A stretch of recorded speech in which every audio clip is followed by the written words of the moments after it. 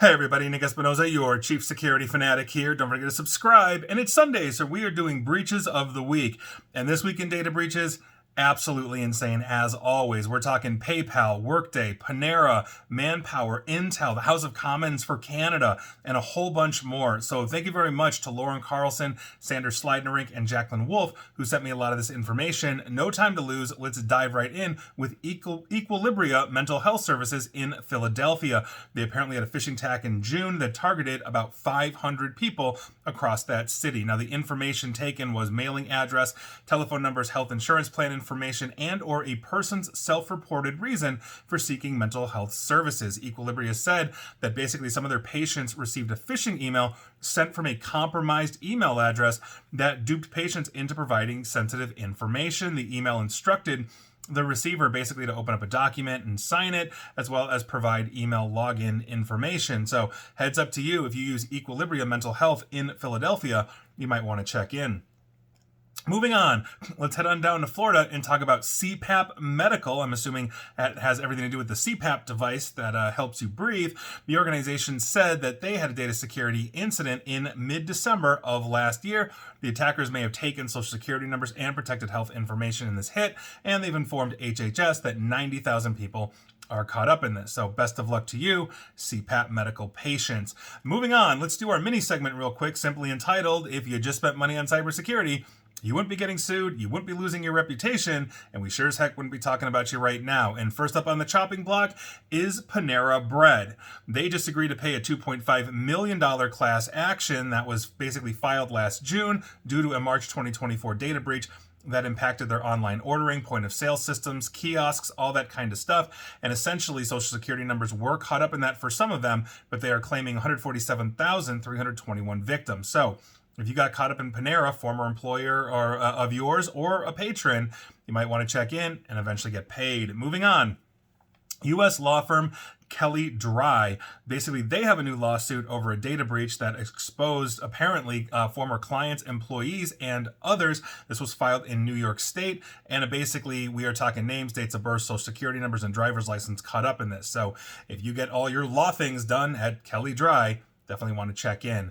Moving on, Casino Fandango. They apparently are a thing, and they agreed to a class action settlement for their June 2024 data breach. Under the terms, you could receive up to $2,000 if you can prove you had extraordinary expenses, and your deadline for exclusion or objection is October 21 of this year. So if you're a patron of Casino Fandango, go check in. Moving on, SAG-AFTRA, and this is an interesting one. This is the Screen Actors Guild. Basically, all the movie stars and just the regular people in TV shows and stuff are all in this. So their members have settled a lawsuit against their union health plan over a data breach that exposed their personal information. SAG-AFTRA members allege that they weren't notified until December, 3 months after the union learned about it, and they argued that basically they had an increased risk of identity theft and fraud. We don't know the numbers just yet, but obviously that's a huge thing. When we're talking about like major A-list stars, like think like the Tom Cruises of the world, the last thing you want is like personal email addresses, personal addresses, phone numbers, all that stuff hit, because there are a lot of stalkers on a lot of famous people. So not a good look for SAG-AFTRA's union fund. And I am never a fan when I see a union get hit. So those were your basic lawsuits and legal stuff of the week. And if any of them had just paid for better cybersecurity, they wouldn't be getting breached, they wouldn't be losing their reputation, and we sure as heck wouldn't be talking about them now. Moving back on to real time, let's talk about an NGO known as VE Sin Filtro. And this is actually a real interesting one. So in late April, Sinfiltro identified a data breach that exposed the personally identifiable information of more than 3.25 million Venezuelans from the country of Venezuela, as well as users of Movistar, that's a subsidiary of a telecommunications company out of Spain. Now, this impacted more than 10% of Venezuela's about 30 million residents, and so it is possibly one of the largest recorded breaches in the country of Venezuela. I don't often talk about Venezuela. In fact, I can't remember the last time I came across a breach from Venezuela, because their news is very clamped down, and they're basically an authoritarian state under Nicolas Maduro, and so it's really weird, to see them pop up. But hey, I'm going to report what I'm going to report, right? What I find. So We're talking national ID numbers, full names, city of residence, phone numbers were exposed, and here we are. Movistar does not appear to have publicly addressed this breach or notified its customers, so heads up to you if you are a Movistar patron or a citizen of Venezuela, you apparently have a more than 1 in 10 chance of being caught up in this. Moving on, let's talk about S&P 500 massive company Workday. In a statement, they said they, quote, recently identified that Workday had been targeted and threat actors were able to access some information from our third-party CRM platform, end quote. They did not specify what that platform is, but there have been a complete rash of Salesforce break-ins of tenancies, including Google getting caught up in that as well. Basically, Workday also said there was, quote, no indication of access to customer tenants or the data within. We acted quickly to cut the access and have added extra safeguards to protect against similar incident in the future. Now, the threat actor apparently was able to detain what Workday described as a, quote, commonly available business contact information like names, email addresses, and phone numbers. And here we are. So heads up to you if your company uses Workday, and it's a very good chance they do. Moving on.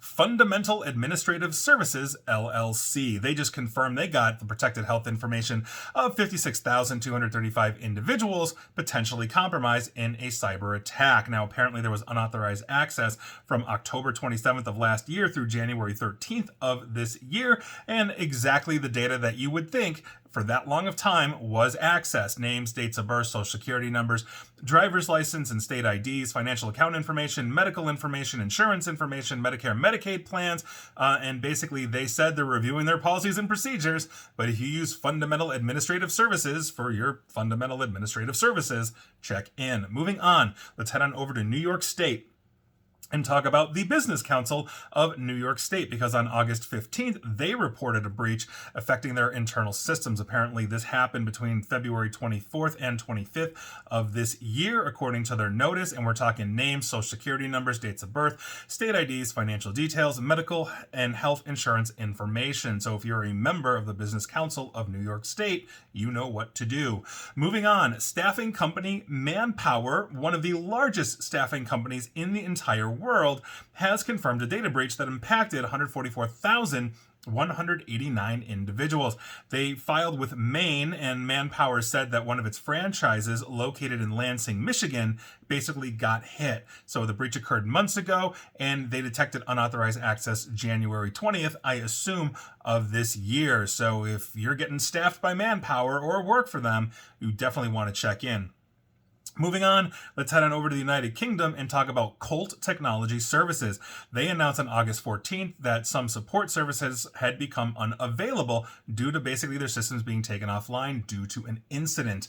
The internal system basically ended up having an intrusion that was detected, and it was separated from customer infrastructure, meaning they're saying their customers weren't hit. So they basically updated that on August 21st, and then Colt said, while impacted business support systems are separate from customer infrastructure, the investigation found that some data may have been taken from the attackers. These are evolving situations, and so Colt comes out and says our customers are safe, and then a few days later, well, here we are. Quote, we are now aware that the threat actor has accessed certain files that may contain data related to our customers. So here we go. Warlock, the ransomware group, is taking credit. Moving on. Contractor Management Services, who basically is known, DBA'd as Open Force. On October 14th, they reported an incident, and we don't have many details on here, but it's potentially compromising social security numbers and driver's license numbers, according to their filing in Massachusetts. So heads up to you if you use Open Force for your Open Force needs. Moving on, a PowerSchool update. If you remember, this is one of the massive breaches from 2024, and we are now still seeing, on occasion, schools declaring, I mean, really? Took you this long? You knew you were running PowerSchool. So for this week, we go to Robertson County Schools in the state of Tennessee. So heads up to you, Robertson County Schools, faculty, staff, students, and parents. You should have known about this forever ago. Moving on. Intel, yes, the giant processor company that apparently the U.S. government now owns like a 10% stake in or something like that. I heard about that the other day. I'm not read into that, but Intel, nevertheless, Ooh, this ain't a good look for a company this big because various vulnerabilities in Intel's internal sites allowed unauthorized users to access the personal data of approximately 270,000 employees, and that is more than the company currently employs, which means past employees were caught up in this as well. Apparently, easy to circumvent logins and hard-coded login credentials were the weakest link. The login page for Intel India did not even require actual credentials to download data via an API. So you could connect to the API and just download what you want. So security researcher Eaton Zavir, he's the dude that found all of this, also found 3 other internal Intel sites where employee information could be obtained. Information about suppliers was also found, which explains why a higher number of employees than Intel's workforce was exposed in the leak. I would also bet former employees are in there too, like I said initially. But heads up to you, Intel, and odds are if you're on a computer and you're watching or listening to me, probably has an Intel processor in it. That's how big they are. Moving on. Valley Mountain Regional Center on July 1st, VMRC, posted a list of vendors that basically fund customers who live independently. Now, this list included names, addresses, phone numbers, vendor and service codes, and descriptions of services provided to 529 customers. The California Department of Developmental Services alerted VMRC that they had a breach on July 22nd, and it was taken down within 18 hours. They are obviously saying that there's no evidence any of this was used. That's a common statement. It did not include things like social security numbers or financial account information, according to VMRC. But nevertheless, if you use Valley Mountain Regional Center, I'm guessing in California, heads up to you. Moving on, Connex Credit Union. This is actually one of Connecticut's largest credit unions, and they just warned tens of thousands of their members that an unknown attacker had stolen their personal and financial information after breaching their systems in June. This was discovered on June 3rd, one day after its network was apparently hit. Names, account details, debit card information, social security numbers, and government IDs were all caught up in this one. Moving on.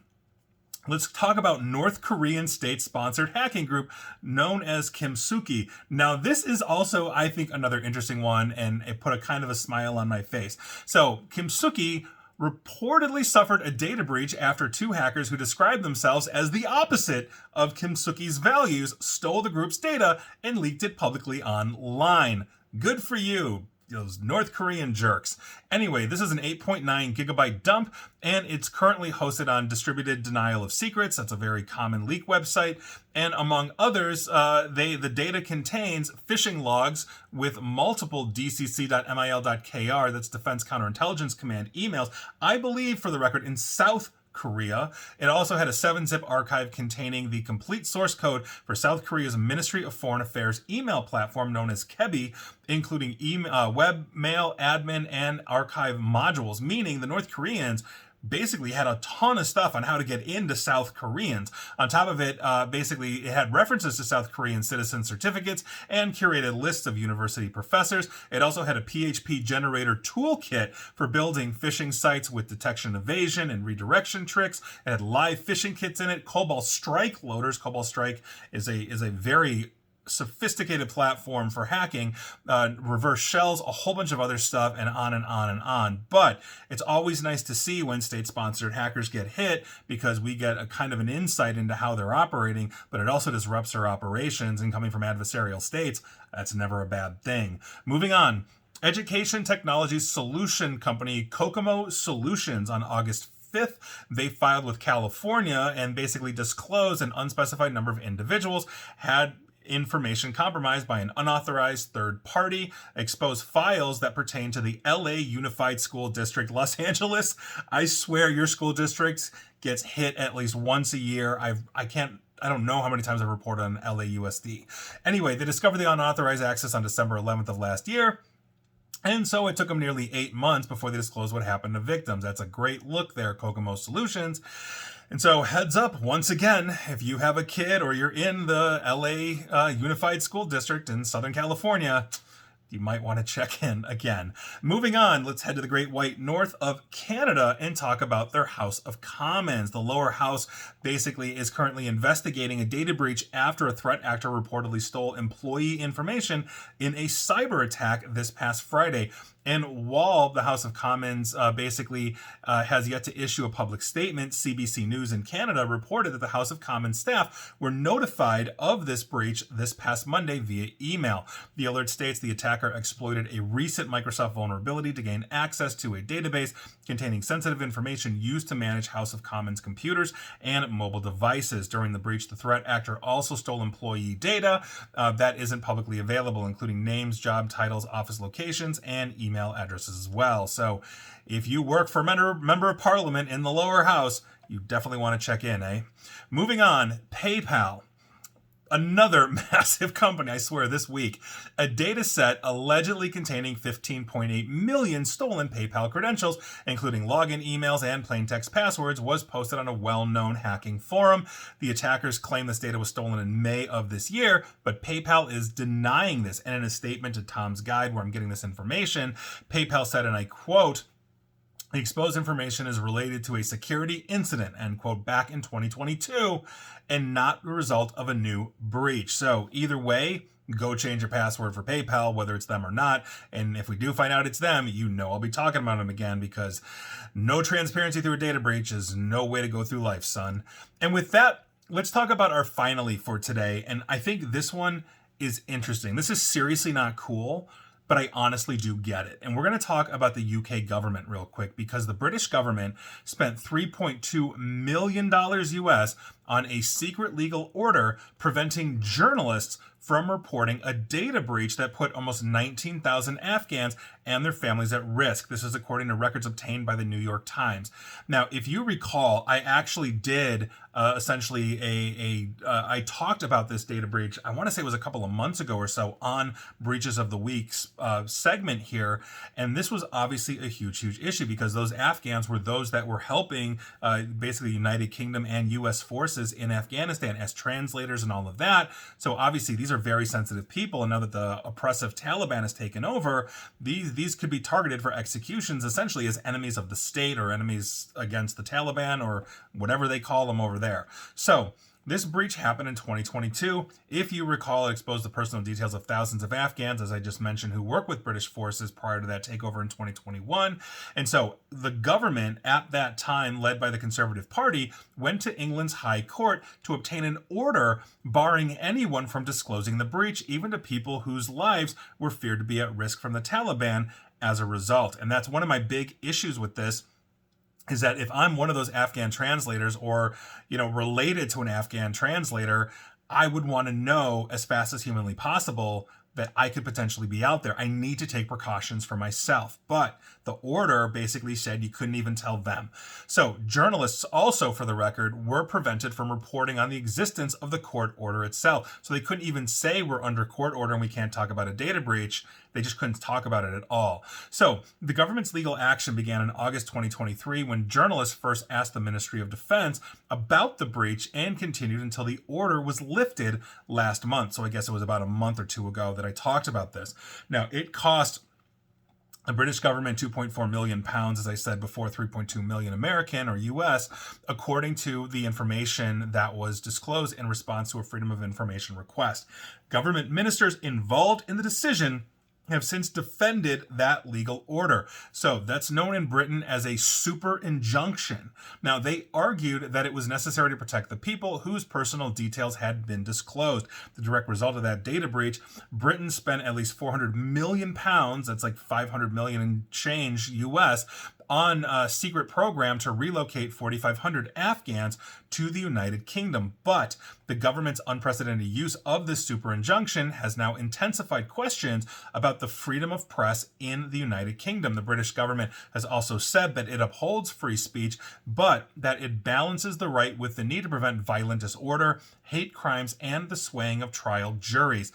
Justice Martin Chamberlain, the judge who lifted the order relating to the Afghan breach last month, said that it was the first major injunction ever granted contra mundum, which basically means against everyone. It interferes basically with the freedom of expression and Britain's democratic process. In other words, if you knew this, and you knew, let's say it was the Conservative Party that did this, you might be like, well, I'm not going to vote Conservative this next election. I might switch to Liberal, etc., etc. So, or Labour, which is a Liberal Party there. So when Labour entered the government last year, it commissioned an independent review into the super injunction and the resettlement program, which led to the lifting of this injunction and the public disclosure of the breach. Critics argue that the government's legitimate interest in protecting the safety of Afghans was supplanted over time by a desire to avoid an embarrassing headline during an election year. Like I just said, that could have been part of the impetus, because obviously that would have been not good look for one political party, the Conservative political party in the UK. And I don't care what your politics are. If you're in the UK, you could be Conservative or Labour or, take your pick. My point here is this is a huge issue for freedom of press. Now, this breach happened in February 2022 when a member of the British military accidentally emailed an external contact a spreadsheet containing details of 18,700 Afghan servicemen, police officers, and others seeking refuge in Britain after the Taliban's takeover.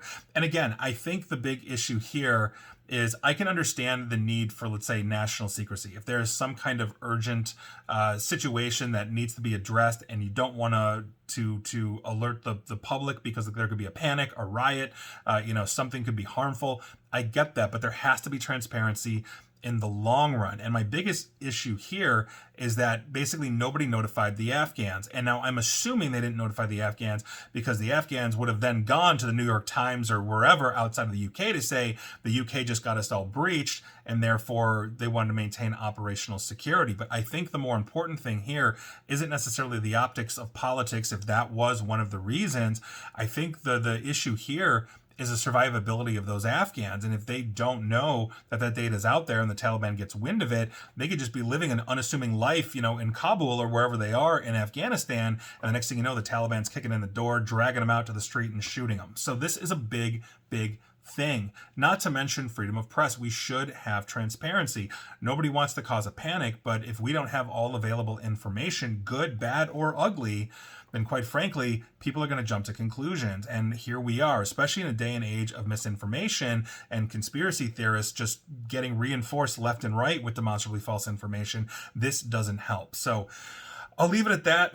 Absolutely crazy week. Best of luck to the Afghans in all seriousness. I hope you guys are able to get out of there. 4,500 of the 18,700 isn't nearly enough, but hey, it's a start. So best of luck to everybody, everywhere, all the time. And please like, share, follow me here on Facebook and Twitter at NickAESP. And please feel free to subscribe to me at YouTube as well. And as always, stay safe, stay online, and please attempt to stay private, informed, and secure.